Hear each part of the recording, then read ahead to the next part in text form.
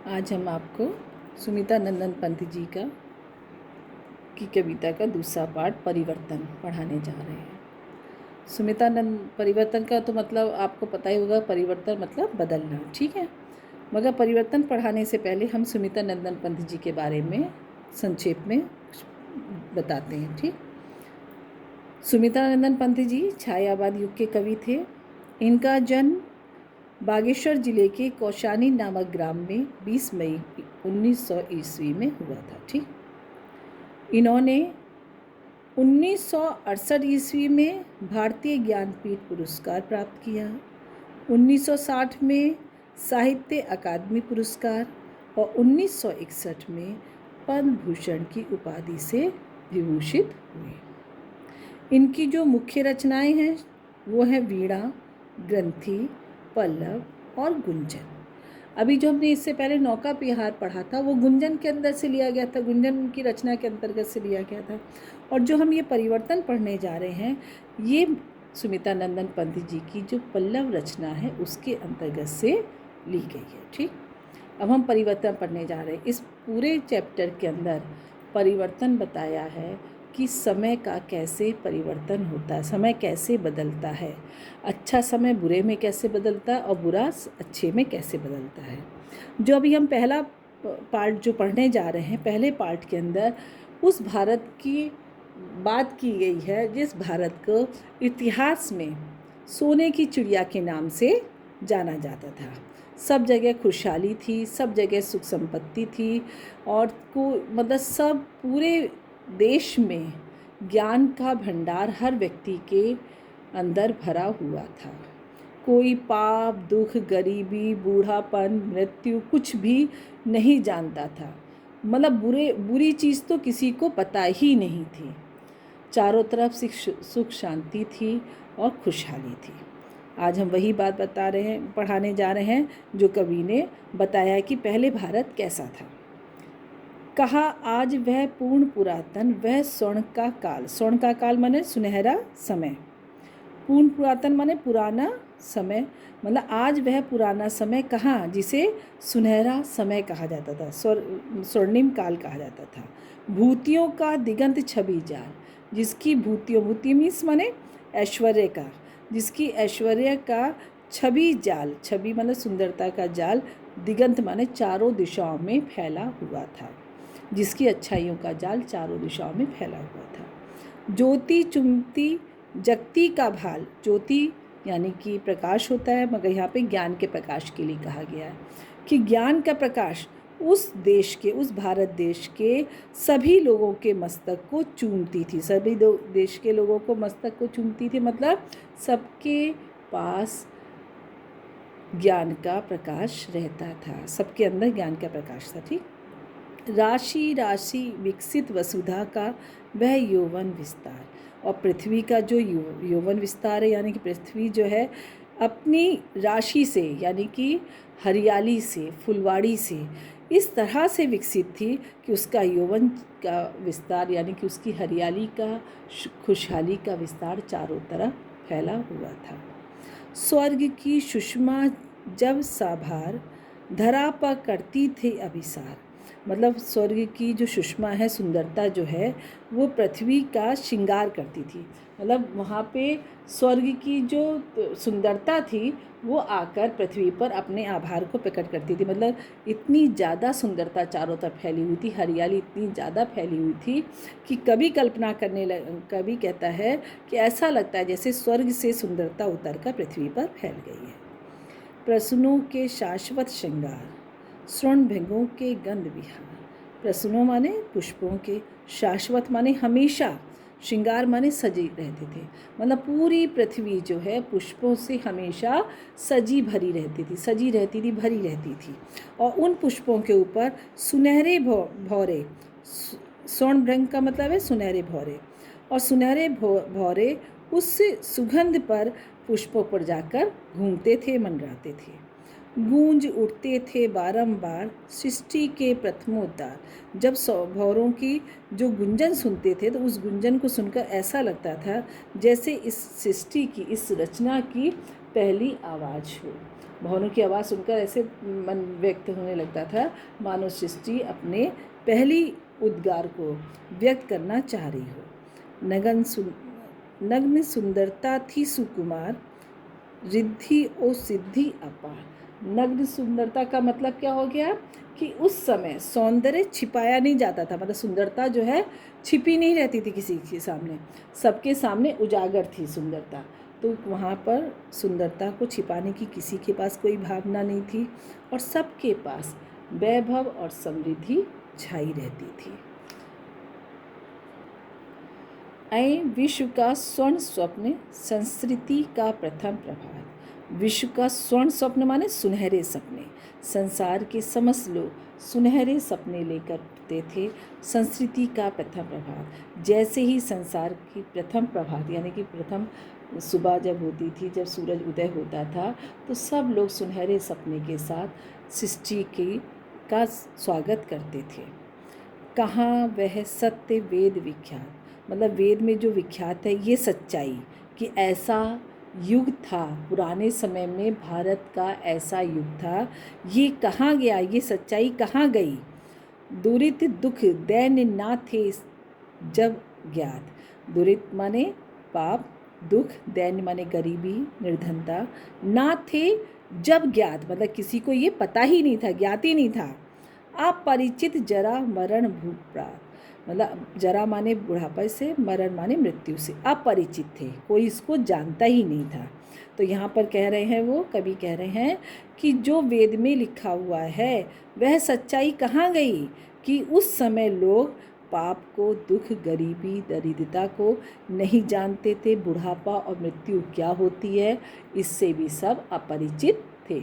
अब है next paragraph दूसरा। अब दूसरे वाले के अंदर यहाँ पर ऋतुओं से संबंधित बात करी कि ऋतुओं में जो परिवर्तन आता है। देखो हर ऋतु आती है, वर्षा ऋतु, ग्रीष्म ऋतु, शरद ऋतु। वर्षा ऋतु में पानी लबालब चारों तरफ भर जाता है। ग्रीष्म ऋतु में गर्मी बेइंतहा पड़ती है। शरद ऋतु में जाड़ा जैसे ही शुरू होता है और जब बहुत तेज़ हो जाता है तो वो कपकपाने वाला, पाले वाला जाड़ा पड़ जाता है। तो ये सब क्या है, ये सब है परिवर्तन। तो यहाँ पर मौसम से परिवर्तन बातें बताइए, ठीक है। अब आगे पढ़ते हैं। हाय सब मिथ्या बात, हाय सब मिथ्या माने बेकार, ये सारी बातें बेकार हैं। मतलब कवि कह रहा है कि जो पुराना युग था वो तो अपनी जगह था, मगर जो आज का समय, उस पुरानी बातों को याद करके ऐसा लगता है ये सारी बेकार की बातें हैं। आज तो सौरभ का मधुमास, मधुमास माने बसंत, मतलब कि जो बसंत की जो खुशबू है, हरियाली जो है, शिशिर में भरता सूनी सांस, मतलब एक बार अगर बसंत ऋतु आती, चारों तरफ हरियाली छा जाती है। और जैसे ही जाड़े की ऋतु आती है, शिशिर माने जाड़े की ऋतु, जैसे ही जाड़े की ऋतु आती है वैसे ही हर जगह पतझड़ छा जाता है, लोग ठंडी सांसें भरने लगते हैं। वही मधु ऋतु की गुंजित डाल, झुकती थी जो यौवन के भार, मतलब जब बसंत ऋतु आता है तो क्या होता है, मधु ऋतु माने बसंत ऋतु, जब बसंत ऋतु आता है चारों तरफ हरियाली आ जाती है। और हरियाली जब आएगी तो फूल फल सब लद जाएंगे पेड़ों पे, और जब पेड़ों पे फूल फल लग जाएंगे तो उसकी डाल क्या हो गई, उस बोझ से झुक जाती थी। तो वो ये कह रहे हैं यौवन कहा गया है फूलों को, फलों को डाल पर उग जाना, मतलब पेड़ पौधों पर फूल आ जाते हैं, उसको कहा गया यौवन, कि अपनी युवावस्था में आ जाती है डाल, मतलब पौधे। तो उसके लिए कह रहे हैं जब बसंत ऋतु आती है तो उसकी डाल जो है अपनी युवावस्था प्राप्त करके, यानी कि उस पर फूल और फल लाकर इस तरह से झुक जाती है जैसे कितना बड़ा बोझ उसने भार लाद लिया हो।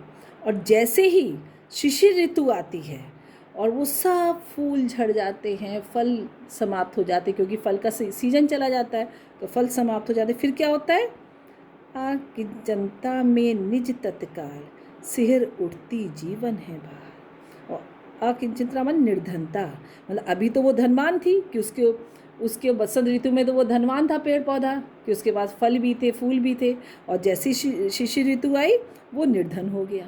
तो कह रहे हैं कि तत्काल जैसे ही वो निर्धन होता है तो वो सिहर जाता है, कांपने लगता है कि ये जीवन एक भार लग रहा है, बोझ लग रहा है। ठीक, आज पावस नद के उदार, पावस माने वर्षा ऋतु, नद माने नदी, मतलब जब वर्षा ऋतु आती है तो जो सूखी नदियाँ भी होती हैं उद्गार, उद्गार माने भर जाती, लबालब भर जाती हैं, वो सूखी नदियाँ भी लबालब भर जाती हैं वर्षा ऋतु के समय।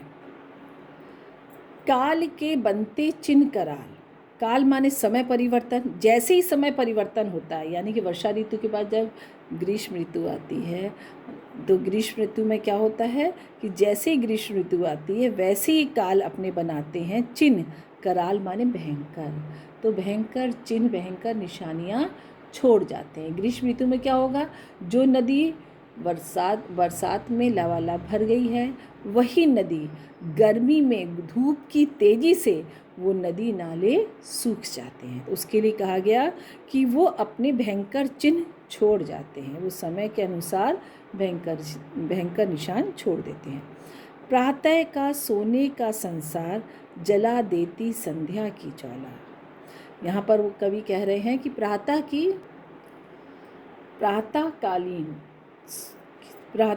काल की जो सूरज जब उदय होता है तो चारों तरफ सुनहरी किरणें छोड़ देता है, तो उसके लिए कहा गया कि प्रातः काल की सुनहरी आभा से पूरा संसार जो है सुनहरा रूप धारण कर लेता है।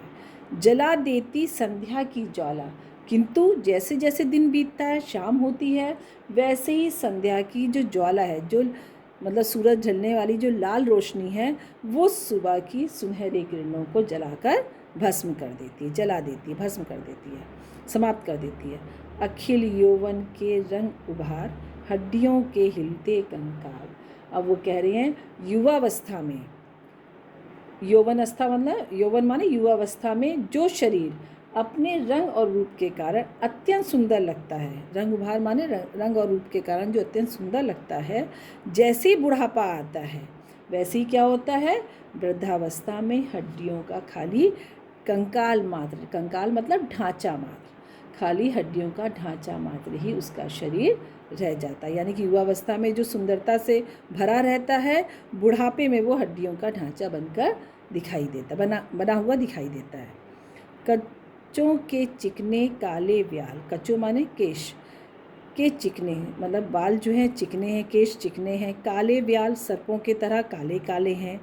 केचुली कास सिवार, केचुली सांप की खाल को कहा जाता है जो सूख जाती है, और कास कहा गया है उस सूखी घास को जो वाइट कलर की होती है। सिवार मीन्स काई। तो यहाँ पर क्या कहा गया, यहाँ पर कहा गया जब युवावस्था होती है तो बाल कितने चिकने होते हैं, लंबे काले सर्प के समान, और फिर क्या होता है वो केचुली, जैसे ही बुढ़ापा आता, जैसे उम्र ढलती है, केचुली के समान और सफ़ेद घास के समान दिखाई देने लगते हैं बाल। गूंजते हैं सबके दिन चार, सभी फिर हाहाकार, सबके जीवन में 4 दिन की खुशियाँ होती हैं, सब जगह खुशियाँ छाई रहती हैं, और फिर सब जगह वो जैसे ही परिवर्तन होता है समय, वैसे ही दुख सबको घेर लेता है, उस दुख में सब जीवन का हाहाकार सुनाई देने लगता है। तीसरे पैराग्राफ के अंदर भी वही युवावस्था और वृद्धावस्था के बारे में बताया गया है। ठीक है, अब इसको पढ़िए। आज बचपन का कोमल गात, जरा सा पीला पात, कह रहे हैं आज जो बचपन का कोमल शरीर है वही वृद्धावस्था में, जरा माने बूढ़ेपन पे या वृद्धावस्था में, पतझड़ के समान पीले पत्ते की तरह दिखाई देता है, झड़ जाता है।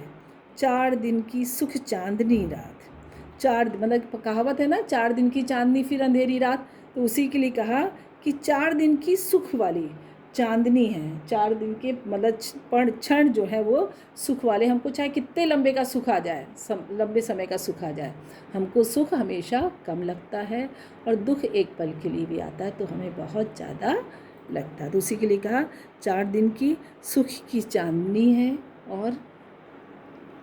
और फिर अंधकार अज्ञात, मतलब दुख रूपी अंधकार जो अज्ञात है, जो पता नहीं, अचानक परिवर्तन होता है और सुख की जगह दुख आ जाता है। शिशिर सा झर नैनों का नीर, झुलसा देता गालों का फूल, यहाँ पे कह रहे हैं गालों का फूल, मतलब जब युवावस्था में इंसान खुश होता है, सुख में जब इंसान खुश होता है तो उसके गाल फूलों की तरह खिल जाते हैं।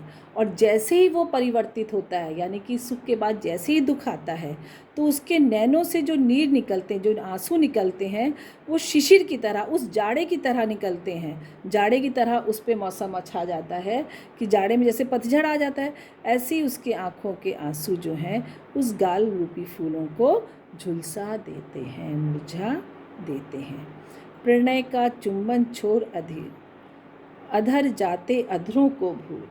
कह रहे हैं युवावस्था में जो अधरों का जो चुंबन में जो लीन रहते थे, वो बुढ़ापे आते आते जब दुख में मतलब चिंता में जब वो समय बीतने लगता है, तो वो अधरों के उस चुंबन को भी भूल जाते हैं। मृदुल होठों का हिमजल हास, हिमजल माने ओस की बूंद रूपी, हास माने हंसी। मृदुल माने कोमल, कोमल होठों पर जो ओस की बूंद की तरह जो हंसी छाई रहती थी, मुस्कुराहट हमेशा छाई रहती थी युवावस्था में, वो मुस्कुराहट उड़ जाता निश्वास समीर। जैसे ही दुख आता है,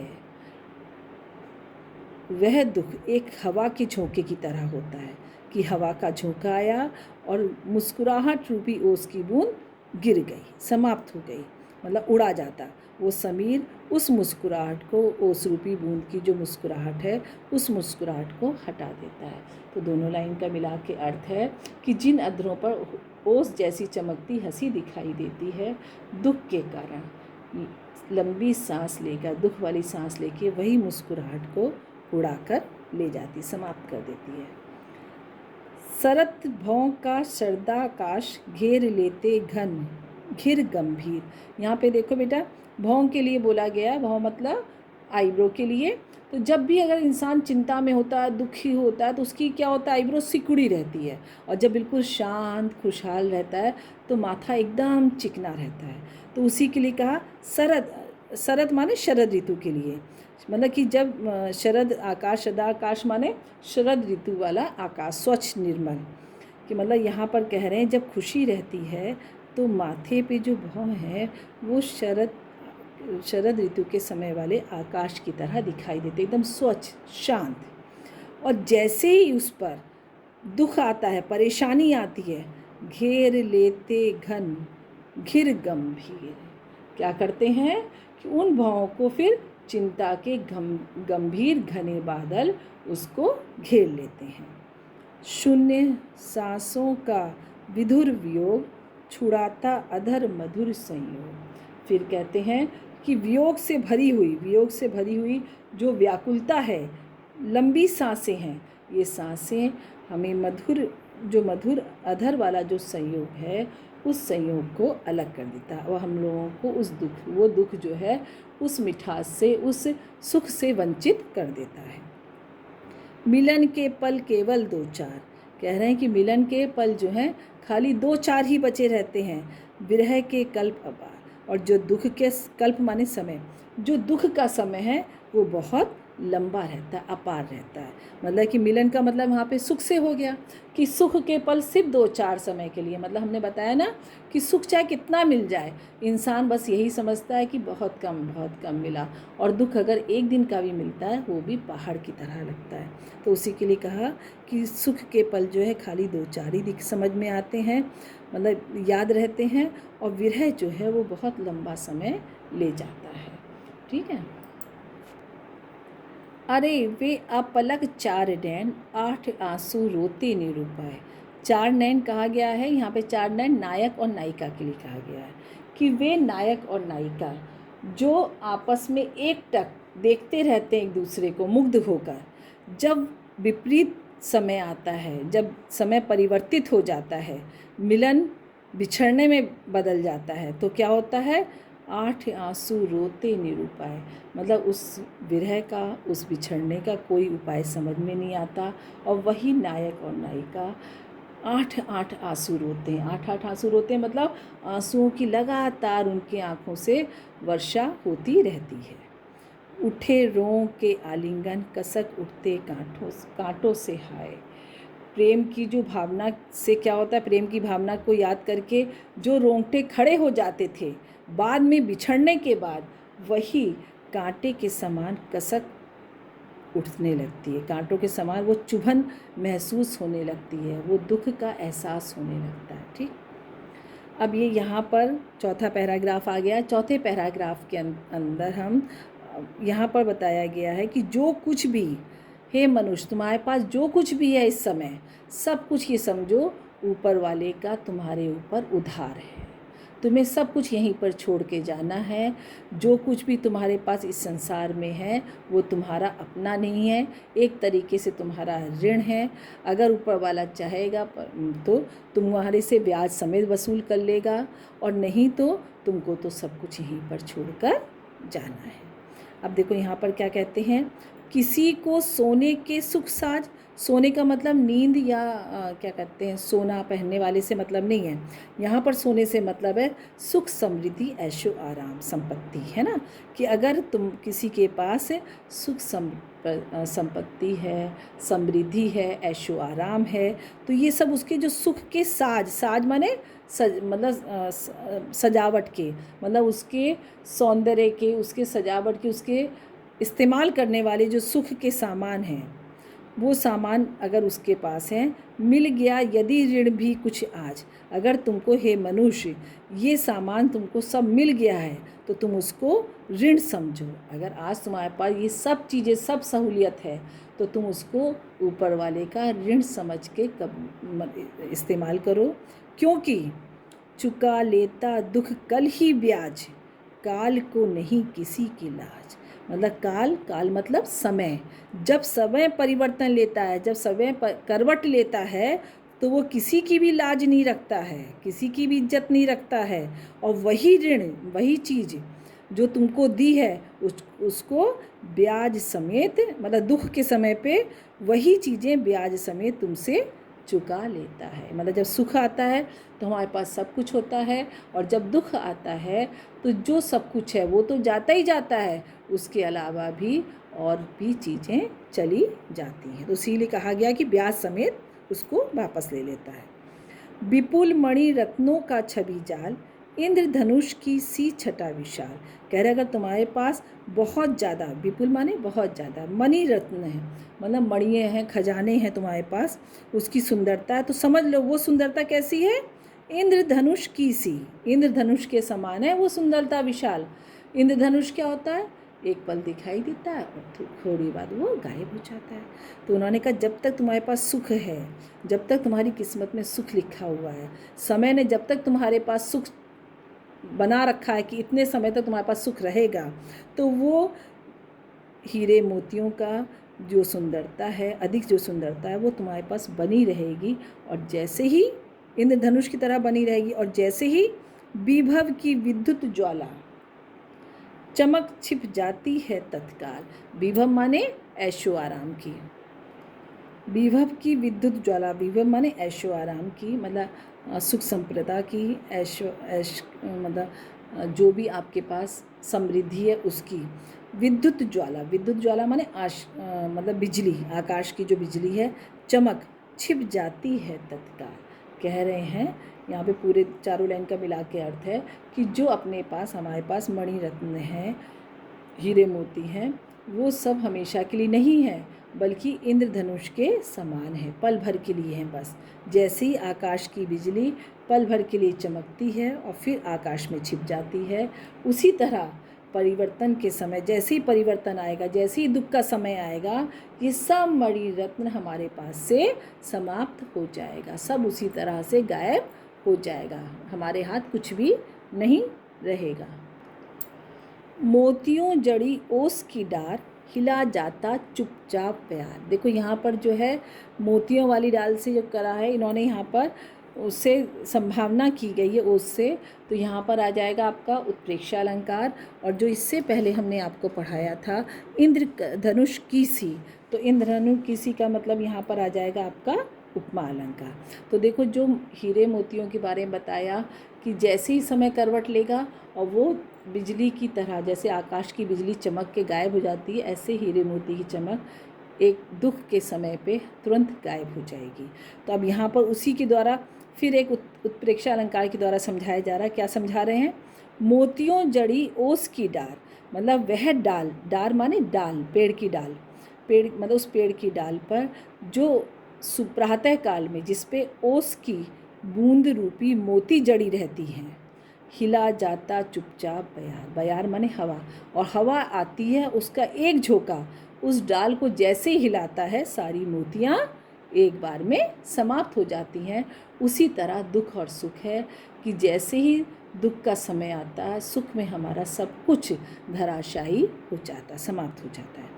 अब ये जो 5वां पैराग्राफ है, इस पैराग्राफ के अंदर समझाया गया है कि कहीं पर खुशियाँ होती हैं और कहीं पर गम होते हैं। खुशी और गम का मेल बताया है यहाँ पर कि एक जगह पर कहीं खुश की शहना मतलब लोग खुश होकर उत्सव मना रहे हैं, शहनाइयाँ बज रही हैं, और दूसरी तरफ मृत्यु हो रही है, अर्थी निकल रही है, कोई अफसोस में बैठा, मतलब हर तरह की परेशानियाँ हैं। तो उसका विवरण किया गया है यहाँ पर। देखो, खोलता इधर जन्म लोचन, मूंदती उधर मृत्यु क्षण क्षण। कह रहे हैं कि इधर क्या है, जब इंसान जन्म लेता है तो उसकी लोचन, लोचन माने आँखें, जन्म लेने के बाद बच्चा अपनी आँखों को धीरे धीरे इधर खोलता है। कहीं पर तो किसी बच्चे ने जन्म लिया और वो धीरे धीरे अपनी आँखें खोल रहा है, और उधर दूसरी तरफ मूंदती उधर मृत्यु क्षण क्षण, और उधर दूसरी तरफ किसी की मृत्यु आ रही है और उसकी आँखें पल पल धीरे धीरे मूंदती चली जा रही हैं। अभी उत्सव ओ हास उल्लास, अभी अवसाद अश्रु उच्छ्वास। कह रहे हैं अभी तो उत्सव बना हुआ है, चारों तरफ हास उल्लास माने हंसी और खुशियाँ बिखरी हुई हैं।